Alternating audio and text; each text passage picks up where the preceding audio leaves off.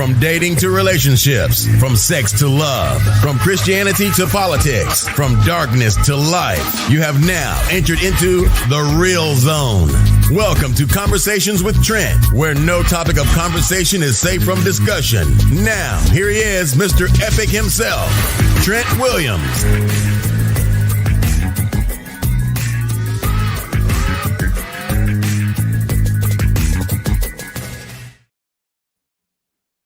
Good morning from the States. Good afternoon to France. Good stuff. We got a good one here today on the nutritious edition of The Conversation with featuring nutrition coach Catherine. Nutrition coach Catherine Githu. Okay, good. So I got tongue-tied there for a second. We're talking about mammograms this morning and this afternoon. We're talking about mammograms. Should you be concerned? Let's bring the good coach in, see what she's talking about. One sec. Hey, what's going on? Hello, good morning to you and to everyone. Good morning. Good afternoon to me. Good afternoon to you. Good stuff, man. How's everything over in France on this fine afternoon? We are baking. Hot. So hot, man. It's so hot. Yeah, it's pretty warm here in the States as well. So yeah. Good. Wow, this is as we have been on a heat wave, so it's really hot. You guys are considered to be in the northern hemisphere, right? Or is it Yeah, we're in the north, But it's like we can say we are completely north. It's like we are not in the Mediterranean, but we are not in the north hemisphere completely, just like in between there. So we normally have both kind of weather. So when it's very hot down Mediterranean, it's coming up. So this is the heat that is coming from the south. And then when it's very cold, it's also we get, and especially me, I'm in a valley. So so y'all really when it's very cold from the Siberian winds, we get them very harsh ones. And when it's the Mediterranean heat that is coming up, we are among the places where it's very hot in France. Right. Okay. Yeah. Good stuff. So how are you? How are things with you? Everything good? Well, I'm good. I'm very beautifully doing good. After fasting. Did you know that I was fasting? I don't know whether you did. I remember you saying that. I became someone coming from the other side, being beautifully good and satisfied. And it was really good. A good 6 days. It was my first time to do 6 days fasting. Okay. That's good stuff. Real good stuff. Yeah. Real good stuff. So we're talking about mammograms. What you got for us? Yeah. We are talking about mammograms and who should be concerned. Of course, not you, Trent.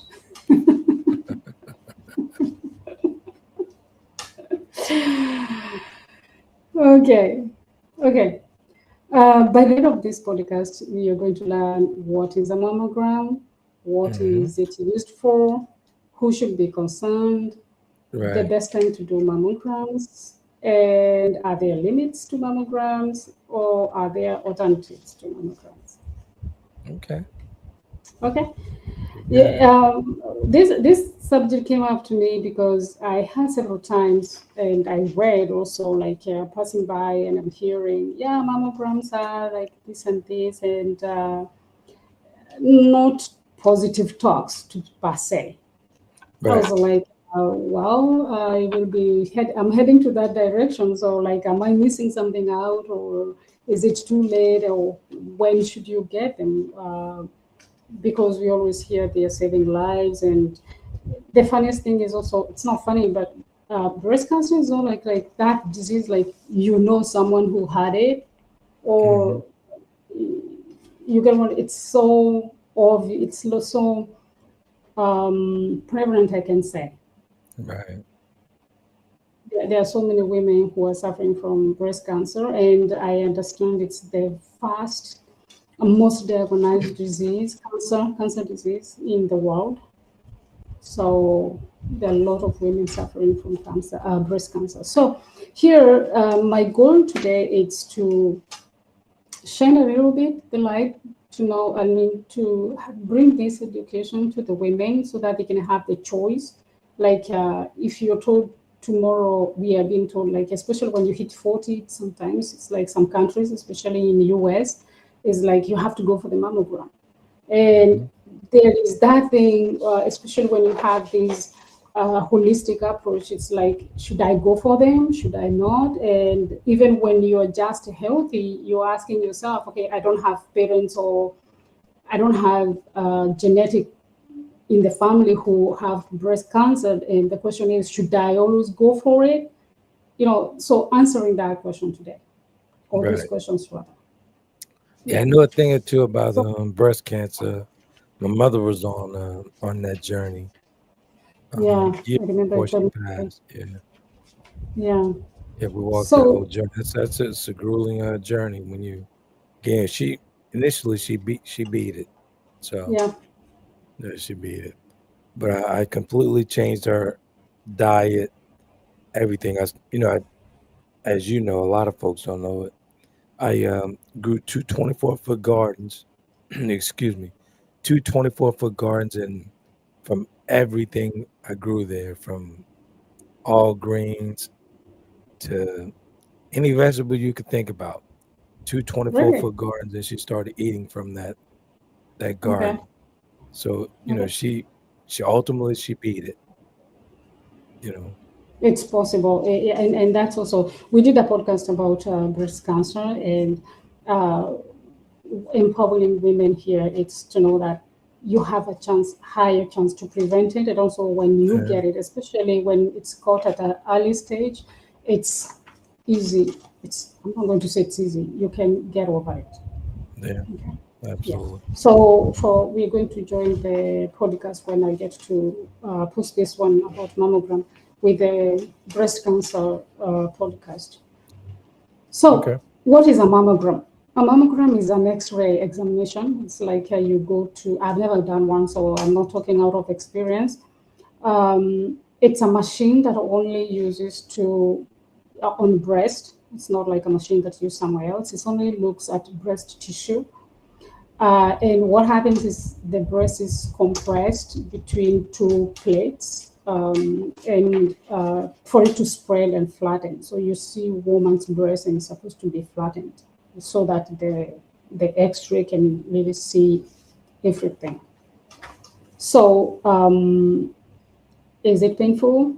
As I had doctors and those who do mammograms, and I have had other women talk about it, it depends with woman's breast. If it's you have tender breast or very sensitive ones, then it can be painful because you're also like, it's like pressing something on even touching your breast, just squeezing them, you'll feel pain. So somehow there is some pain. And so I had some doctors suggesting, like, if you have very sensitive breast, you can take painkillers before you do the exam. Oh wow! Yeah, I didn't realize it was that painful for you guys. Wow. I don't know. I have yet to experience, but it seems so. It's not as easy as it is because actually, if you just have to imagine it, it's like you're pressing the breast on something. How can you say? It's just like taking a balloon and just press it on something. Obviously, the balloon is going to burst at the end. But on the other side, the breast is not bursting. So I'm not saying from an experience, I'm not talking from experience that it's painful, but as I heard, it can be painful. Right. But mostly to those who have tender breast. Why was mammogram put across? The promise of mammograms were to catch the first signs of cancer as early as possible. Okay. So it was like you catch the cancer early and you treat it because most cancers is like the fastest you treat them, the better the outcome. Right. Okay, and mammograms do that. They actually they predict tumors before they are palpable. Like to some people when they don't even know. The doctors or maybe those who are examining, they can't even feel it, but mammogram can detect that. So that one, it's effective in that, and it helps to start the treatment very early. Okay. However, what mammograms don't do, they don't catch the aggressive cancers that are growing fast. So you go on. You said don't catch the aggressive ones that's growing fast? Yeah. That's kind of weird. That's very weird. And that's where like the whole problematic when you hear people talking about mammograms that you have to think twice, or maybe it's that thing. Like they can catch up small, tiny cancer cells, but they're not going to detect the very aggressive. And the very aggressive, they grow very fast, and they are the ones that can be they kill at the end of the day if you're not treated very fast. Yeah, so that is one downside of mammograms. And here it's like why mammograms are of concern. It's like they catch those slow growing tumors. Sorry, we have houseflies, so if you see me like this because of the heat. It's okay.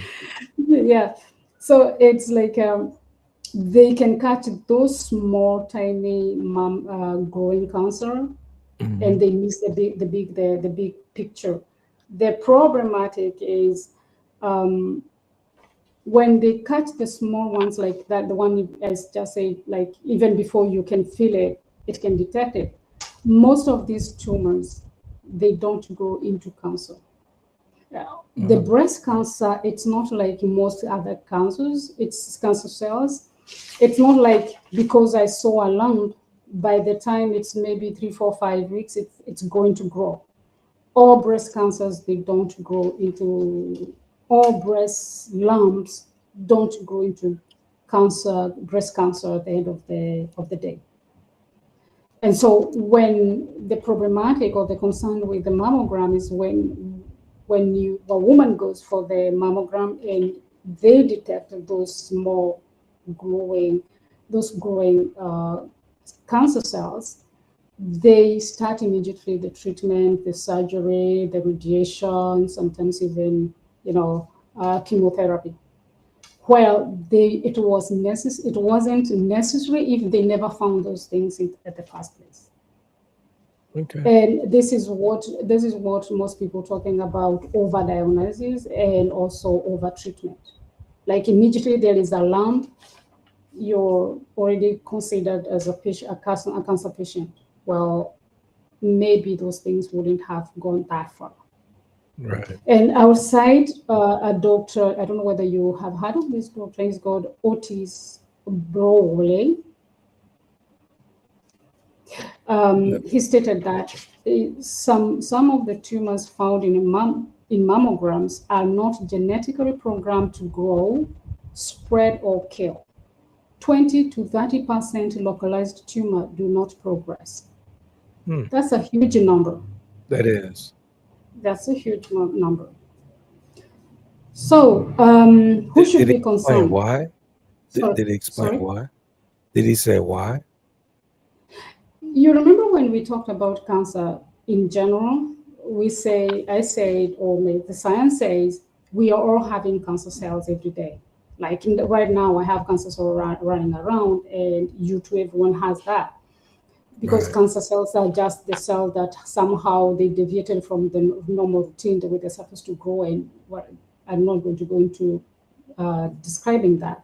And so what really matters is your immune system. It says, is it capable of clearing those cancer cells that you have every other day? And so when they talk about the breast cancer and these small cells that they don't grow, it's like they're in a duct, they're in a tube, actually, something like that, and they go inside and they will never get outside. But now that they're detected by mammogram, they just say this is a cancer cell, and so we are going to treat it. whereas it could have just stayed inside. And I had this lady, I can remember her name. She was saying like they made a test of women from 40 to 50, I guess. Yeah, if I remember. And they measured those slow growing tumors, and they were actually, the women weren't alive. These are they took the study was done from breast of people who had died, and they found that between 40 and 50, the breast had a lot of those small cancer cells. However, when they go to the age of 50 to 70, those small growing they had receded, that they disappeared. Okay, a lot of them, majority had disappeared, just like they weren't supposed to grow. Like, once again, genetically, they are not supposed to be cancer cells. They don't grow. Right. So, who should be concerned? Women who has risk factor, like if you come from a lineage where women have breast cancers, then you should be being followed maybe from even 20 years, because this is genetics kind of cancer. So I had, for example, when I was doing the research, this lady was giving her story, and she was so young. She was between her 20 and 30s, and she had found a lump. And when she went to the doctor to do the mammograms, for the first things she was asked if she comes from Bahamas. It means Bahamas, they have that genetic mutations where most women have breast cancer. And so if you come from a lineage where you have your mother, your aunties and your grandmothers have had cancer, then it's better to be followed or do the mammograms. Another case factor, and I have a direct relative who had that case, is where you work in an industry where they use a lot of chemicals. And as a result, there's an environmental breast cancer. And so if you feel like you're working too much with chemicals, maybe it's good to talk with your doctor and see if you can do mammograms as well. People who have done lung radiography, because lungs or anything that is upper here, and you have done several radiographies, because X-rays, they are radiation, right? So you can have radiation and can cause breast cancer. So those are the most concerned when it comes to the young age. Otherwise, mammograms are more positively, how can I say that? They are effective to women who are above 50.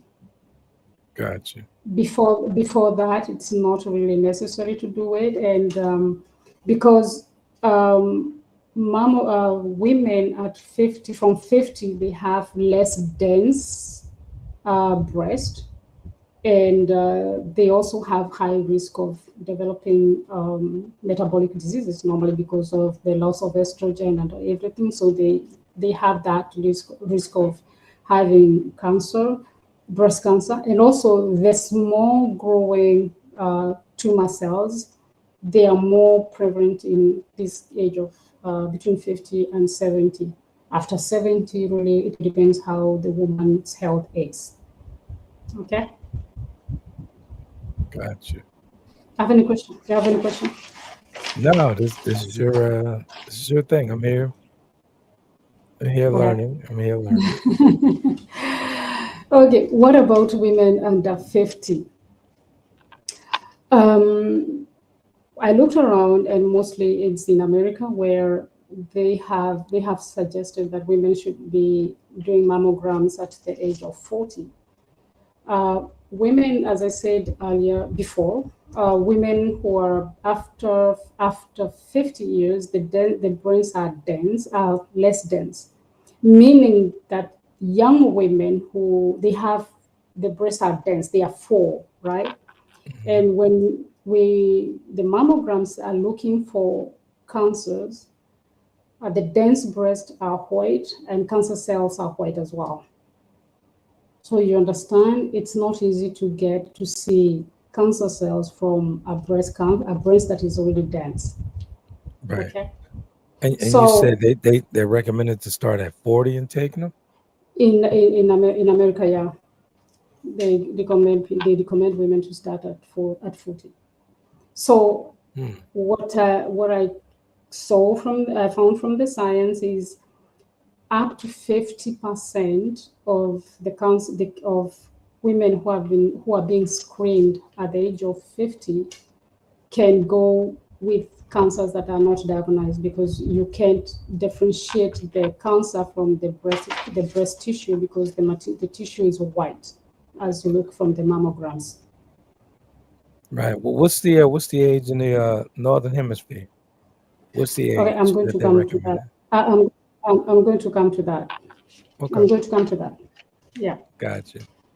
So, but what matters most, comes from Dr. Jane Simmons. She is an oncologist, and she explains that the breast cancer doesn't grow the same, as I said, like the other cancers. So small tumors stay small for years. The others that can explode within 2 weeks, like those aggressive ones, they can start today, and within 2 weeks, a woman is almost being told she is a stage 4 cancer, because they go very fast. Right. So what really depends is the biology of the cells. So if the cancer cells are aggressive, then that one needs treatment quite very fast. It also depends how the cancer cells are responding to the immune system. Once again, as I said, we have talked about this, and what really matters, it's your immune system. Is immune system capable of fighting this? And also metabolic and hormonal environment. Is the woman having a very nice healthy life, or metabolically the woman is also compromised? Okay. You know that explains how very aggressive, when my mother was diagnosed with cancer, the knot on her breast came out of nowhere, like literally, almost like literally overnight, and it was the size of a small orange. So that makes sense. I get it. It makes sense. Yeah, it makes sense. The very aggressive ones, they go. It's like a rocket. It goes very fast, and by the time the woman, it doesn't. Yeah. So I looked around the world. How is the world responding to mammograms? And so not most, but a few countries in not west, in east. You guys, you're west. So okay, let me say in Europe, Europe as big as it is, Swiss, Denmark, Netherlands, and Norway, UK, and France, they have either reduced the mammograms. I understood like there are some places in Switzerland that they have never done mammograms. Oh wow. Yeah, and so the other countries is like you do it annually, not every year. In America, they do every year, and here it's like every 2 years, and it's only reserved to women after 50. I find that quite interesting.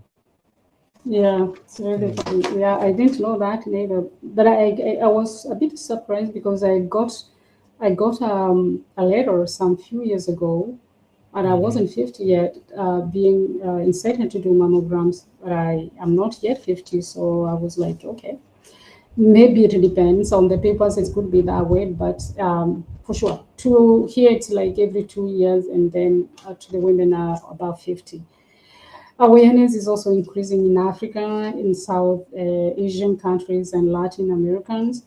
There, the mammograms are very rare, and then they use more of what we call the clinical breast cancer exams. It's where the patient goes to the doctor, and the doctor, they examine them manually. It's just like the way the woman would do it by herself, checking for the lumps. In your research, does it say the percentage of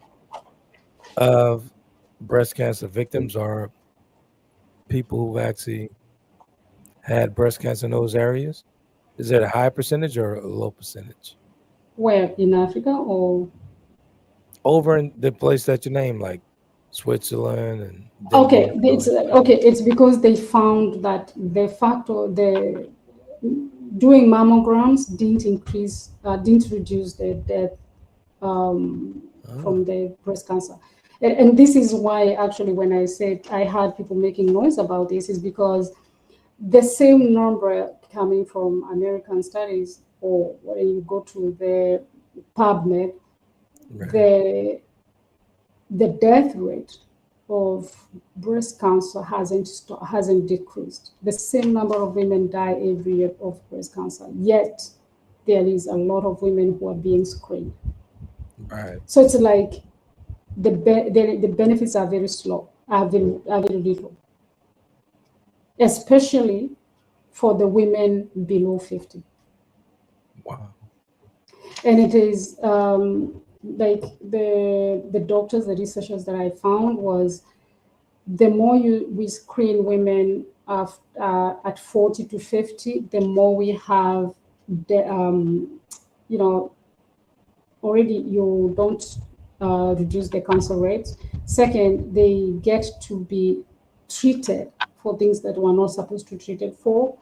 Right. And also that also comes with, when you're told like you have a lump, you become a cancer patient, it also becomes financially struggle. Financially load, and also emotional, family. Everyone is like, you're sick. Well, maybe that like what can I say? The benefits of the mammograms in the between 40 and 50, it's not the same as that of 50 to 70. And the loss of life is higher between Right. 40 and 50. Yeah. Let's veer off for a quick second. I got a quick thought. When you Yeah. said that when someone is actually diagnosed with cancer, everyone gets sick around them, right? And when my mother first was diagnosed with it, it was like a surprise. Like, I mean, it just came out of nowhere. So after doing some research, I started creating everything positive around her, leaving her little notes in the morning as Oh, I that's make so her sweet. coffee and breakfast and whatnot. Just affirmations, just, positive affirmations to her. And it changed her mindset from fear to Yeah. hopefulness. Oh, that's so beautiful. That's so beautiful You because know I what I'm think saying? it's still, yeah, because I can't say I know because it's not something that I have lived, but it, it looks so weird. Like, when it's just like other diseases you're told you have, but cancer seems like it's the worst thing that you can have. Yeah. Yeah. I don't know why. I don't know why we always have like, that's it. Now I'm seeing the end of the other side. If you're told you have a heart disease, you can always say, okay, then I'm going to work around it. You have autoimmune diseases. Okay, there are ways I can do. But cancer is like, fine. Here's the You end. know, as we do these podcasts on nutrition, and we've been talking over the years a lot about, mental state and all this other stuff. Honestly, man, you could conquer anything with your mindset. For sure. For The sure. brain is Yeah. is, Yeah. is seriously powerful.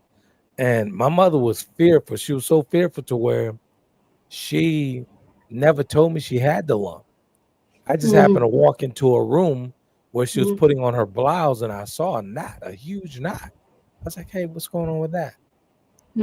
So she was like, oh, I was born like that. I was like, I've never in my life seen that on you. What's that? So she was in denial. And I kind of forced her to go to the doctor. And that's when we found out. But cancer, and you're absolutely right about that. It's like a death certificate. Sentence. You know what I'm saying? Yeah. It's a death sentence, right? But Yeah. the moment I started speaking these positive affirmations into her, it changed her mindset completely. She had no fear, no doubt, and she just went about her life. And she That's beat it. awesome. That's very personal. Yeah, yeah. Yeah, I think as we go around, I wish there was no cancer, but I wish we could just have that positive things, not like, oh, you got cancer, oh, I got cancer, and like, wow, this is the worst thing that can happen to a human being. Exactly. We need to be more informed. And what's so bad about that when I took her to her doctor, the doctor, because I was in the room next to her, adjacent to where she was being examined, the doctor rushed in crying. She was emotional, and come to find out, Oh, she was emotional because her mother-in-law was just diagnosed a couple of months earlier, Harry. and Oh, my mother reminded her of her mother-in-law. I'm like, yeah, wow, so yeah. she was emotional about it, but there was no way that I could be emotional about this because I was responsible for my mother. So I had to be the one to say, Mm-hmm. hey, let's kind of hone these emotions Yeah, in yeah, and get to work on it. yeah, yeah. But And I that's find when you know that family matters. exactly a support Yeah, system. Family matters, but yeah. support So support system, system. Yeah. yeah, absolutely. This is good stuff. Okay, let's look at different types of imaging and their cancer risk. So we have mammograms, which is an X-ray, and it gives a little dose of radiation. But the problem comes when, especially now, let's say you start screening a woman at 40. By the time she's getting at 50, she is already radiated to have a breast cancer. So they Right. cause breast cancer. I had like 5% of breast cancer caused by through radiation, and that is mammography. Um, there are two types of mammograms. There are 2Ds and 3Ds. I had the 3Ds, and this is concerned in America. I don't think I had other countries having this.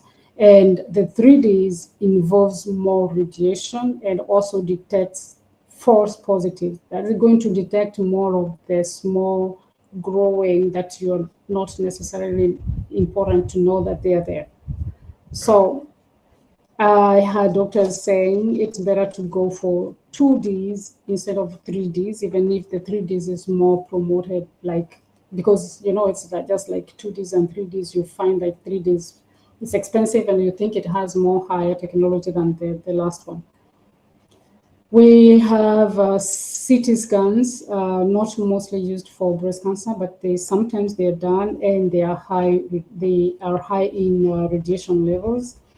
We have breast MRI. There's no radiation here, but they use a dye, and that dye contains metal. So for people who have already heavy metals in their body, they have to take care of that.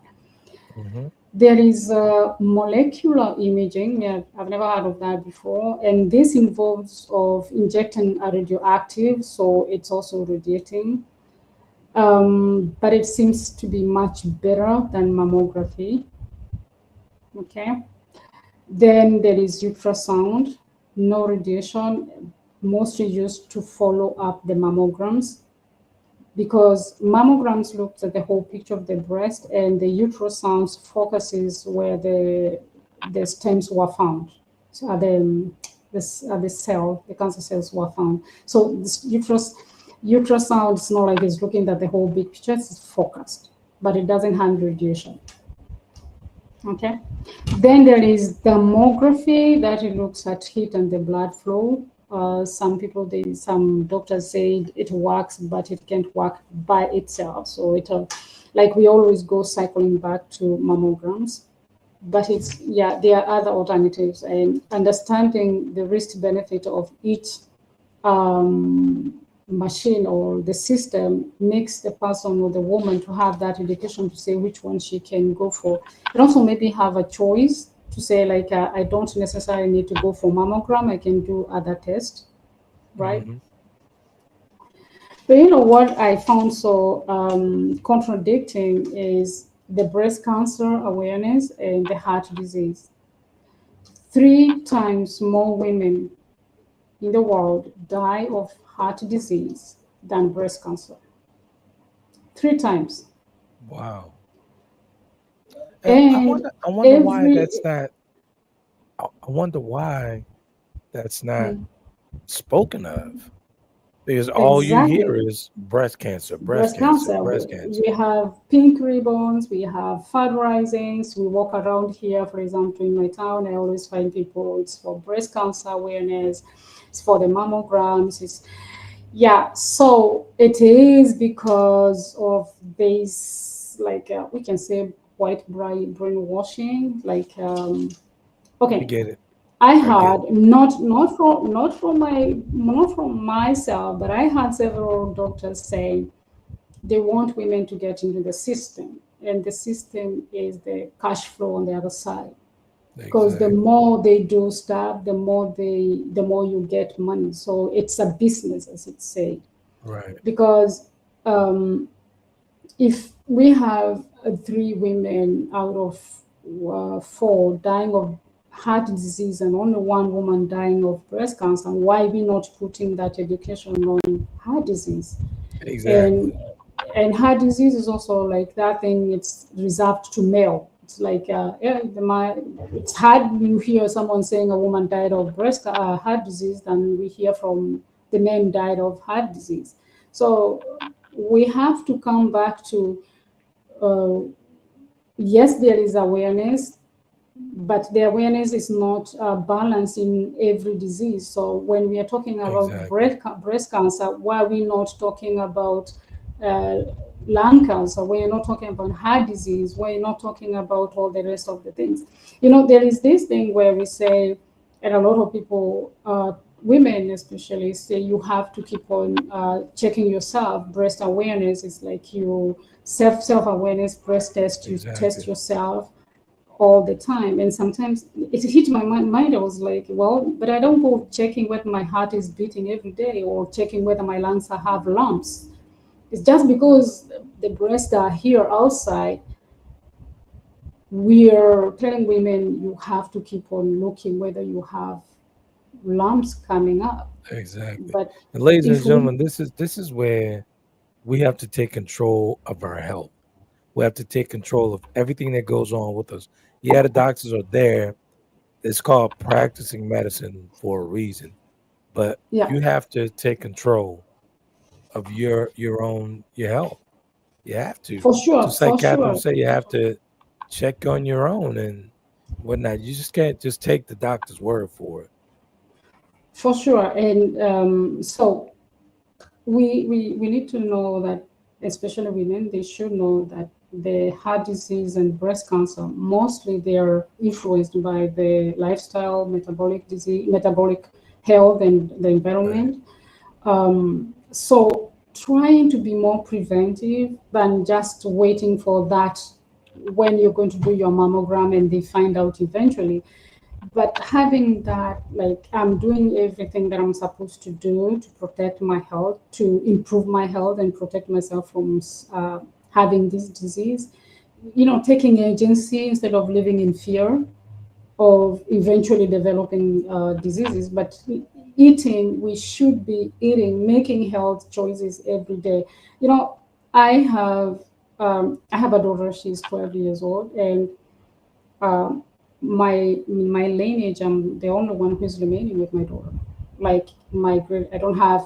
She doesn't have grandmother, and I don't have my mother, and I don't have Right. a grandmother neither. So I'm just from we can say from the women's side, I'm the only one who's there for her. And Right. I am teaching her every other day, whatever you're eating here could be the genetics of your kids when you're going to be at maybe 20, 30, I don't know. But so trying to make choices now. And when she's coming, like, she has been several times questioned in school, why are you not having biscuits? Why are you not in having this? I have to bring this education to her. I want you to know that that sweet you're eating, it's not going to help you, it's going to damage something. Right. And in the world we are living here, if we were living in a place where there are no cars, we're just living in a town here, the cars are passing every day, people are smoking everywhere, we are bombarded with the chemicals to clean around the house, and other people, even if as we are not using chemicals, there are people who are spraying things all over there. So we are so much bombarded with things that will make us sick. And what can we do ourselves to protect that? And so I was telling her, do you know what is antioxidant says? And she's like, it means and it means something is oxidizing, so you have to prevent that oxidation to happen. And so women, especially for those who are living in town, take agency to prevent yourself. When you're smoking, when you're drinking, when you're eating food that is fried, food that is not helping your cells to find health, right. You not protect yourself at the end of the day when these things comes up. So we take agency, we do the best we can to prevent ourselves from falling sick in the first place. Exactly. Yeah.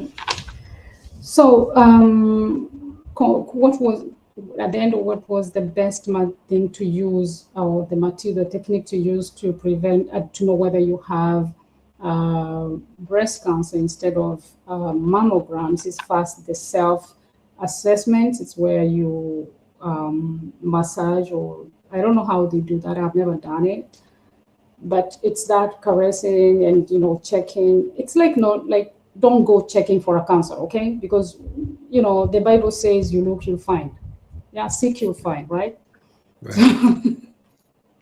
So I'm not saying that you go there with the mind of I'm looking for a cancer or I'm looking for a lump, but knowing how your breast is, at least how it feels, how it's shaped, if it doesn't feel pain, that one will help you to know if there is any change. Right? It can swell, it can feel pain. I think there are signs that are there that women can see when the breast is changing. So having that awareness with self, okay, self-examination is the best. It's where the health starts before we go to the doctors and mammograms. Okay. Yeah. And also that also helps with circulation. So you're improving circulation, which could also help and prevent having the cancer cells to grow. And once again, as we said, food and move. I mean, let's move, guys. Let's move, because lymph, for example, the lymphatic system really only works well when you're moving. If you're not moving, then you're not having a good health. Let's drink, let's sleep well, work with our minds, what we are thinking, because there was a time I was doing research on something, and women who hold so much emotions, they end up having breast cancer, because the liver is where we store the negative emotions. If you're anger and all that. So if you grew up being so angry with life, most women, they end up getting breast cancer. So clear up. If there are things to forgive. I say you forgive yourself, not the others. First, forgive yourself for going through that and all that and whatever. That's subject for another day. But let's take that agency. It's not just food. It's not just one thing, but a lot of things that we should do. It's just like a whole basket of something that we have to keep on adding here and here, just to prevent ourselves. Exactly. I agree. For overall health, man, you just have to take control of your health.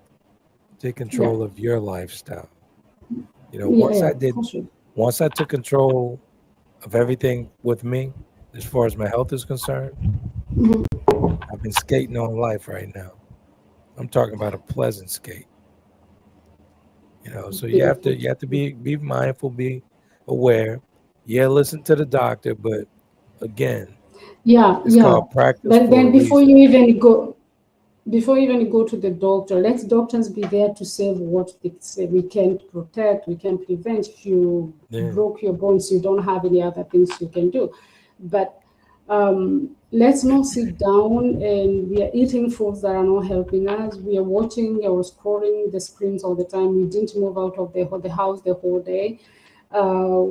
And there is this thing I had noticed long time ago. It's like, I don't know whether you have ever listened to people when they are walking and you just hear people talking about other people. And I used to say, why do all these people have to like,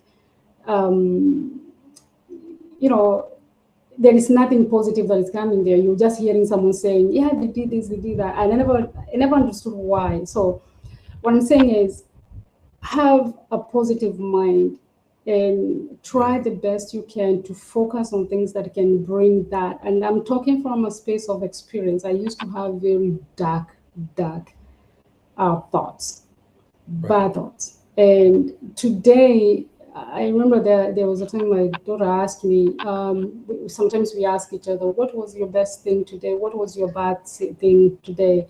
And she would ask me, and I'll say, wow, when I look around, I don't see anything bad that happened to me. I didn't have any bad thought crossing my mind.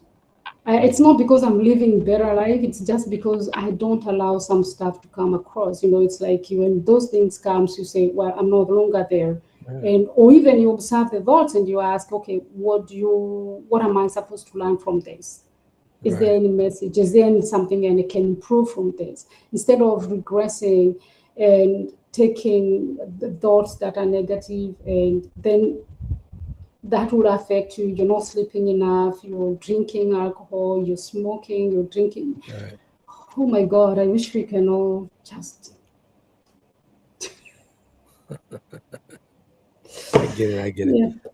Let's go back to the doctor, and I'll close it after that.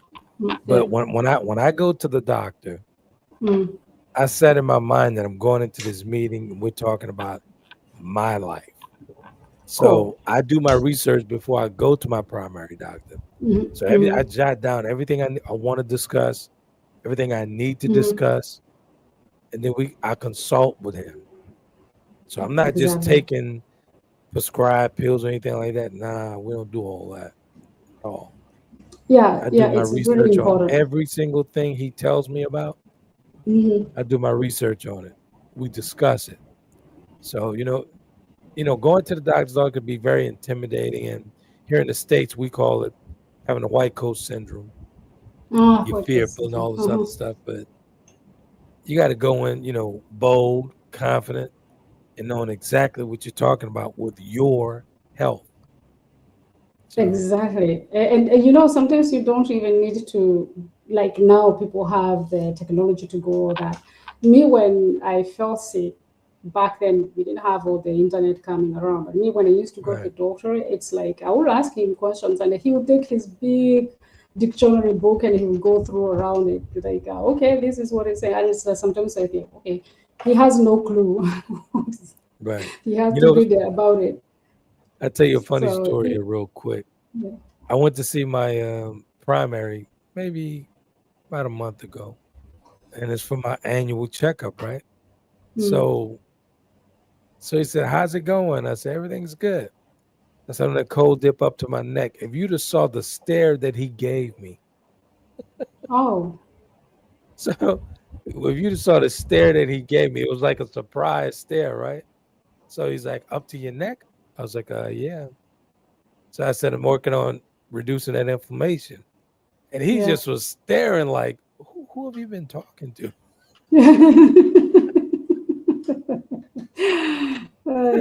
So I told him, I was like, the less inflammation, the better, right? He's like, you're absolutely right. But, hey, man, you got to take control of your life when it comes to your health. For sure. Yeah. For sure. So we conclude to say mammograms are effective for women who are above 50, and if best is every 2 years. And the women who are younger, they don't need mammograms. I also found that women who are younger, when they go to mammograms, if they are manipulated or they are squeezed and squashed in a way they don't appreciate, they might never go to those mammograms when they need most after 50 years. So, well, that, once again, I'm just bringing what is in the science. This comes to a personal choice, and be informed before you go to do the mammograms. Ask your doctor if it's always necessary to do the mammograms, because there are also other alternatives that women can use. But once again, there is the doctor and there is you, and you are the first doctor of your body. So no matter what we can try to tell you, you are the only one who can make the best choices for yourself. So take agency. Absolutely, absolutely. So that's going to be it for this week on the Nutrition Edition, featuring Catherine Githu, nutritionist coach Catherine Githu. We'll be back next Thursday with another very informative podcast on nutrition and your health. And as always, you can catch us on Spotify, Apple.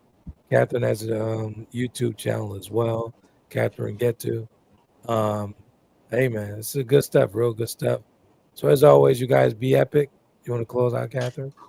Thank you so much for joining. Thank you for listening, whether it's in replay or wherever.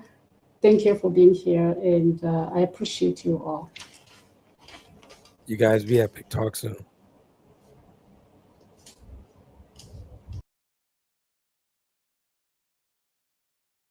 Conversations with Trent in conjunction with Taylor Kennedy Media and your radio network would like to thank you for calling in and listening to tonight's episode. We hope that tonight's conversation offended you just enough to turn your mirror inward to come back for more. So until next week's conversation, be epic.